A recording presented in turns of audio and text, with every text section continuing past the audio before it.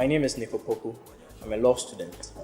I am of the view that the provision which deals with the mode of appointment of the head of the Electoral Commission is problematic because it often leads to situations where values such as competence, professionalism, and political neutrality are overlooked.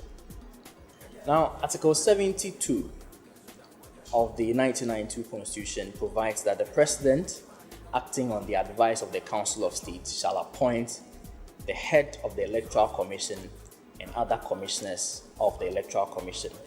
Now, I'll take your mind back to 2016, where the Supreme Court gave a decision in the case of the Ghana Bar Association and Attorney General that the advice of the Council of State is not binding. What this means is that in the absence of any public influence or soft power, the Council of State is reduced to a mere rubber stamp. When that happens, the decision of the appointment of the head of the Electoral Commission becomes the sole decision of the President. Now, in a situation where you have the President from a political party which has the majority in Parliament, Parliament will also be reduced to a rubber stamp in the process of appointing the head of the Electoral Commission.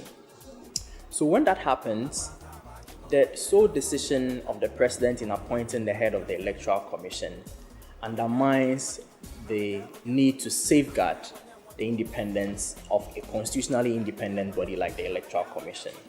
Now, I am of the view that we need to amend this provision of the Constitution in order to safeguard the independence of the Electoral Commission and ensure that values such as professionalism, values such as competence, and political neutrality is ensured in the appointment process, because the Electoral Commission plays a very key role in the democratic dispensation of this country. Now, why may these values be overlooked?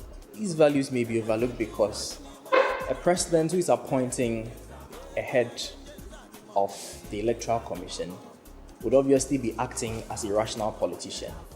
And any rational politician would obviously appoint somebody that he is able to control or somebody who would favor his political party while in office. I'll give you an example. In Kenya, what they do is that they have a selection panel that invites applications from people who are interested in becoming heads of its Electoral Commission to apply. When they apply, there's a public interview in which anybody who has an allegation against that person is able to provide evidence to justify that claim, and the nominee or the person interested in occupying that office is given the opportunity to respond. Afterwards, there's a short list of candidates after the interview process, and the names are given to the President to appoint them. This takes away any form of abuse of power by the President. So in summary, all that I'm saying is that we need to amend the constitutional provision in relation to the mode of appointment of the head of the Electoral Commission to ensure that values such as competence, values such as professionalism, and political neutrality are taken care of in the appointment of the head of the Electoral Commission. I've also given you the example of the situation in Kenya where there's some amount of restriction on the President's appointing power because there's a committee which conducts public interviews of persons interested in becoming heads of the Electoral Commission. And then afterwards, there's a short list that is sent to the office of the President for the President to make the appointment. My name is Opoku, and I'm a law student.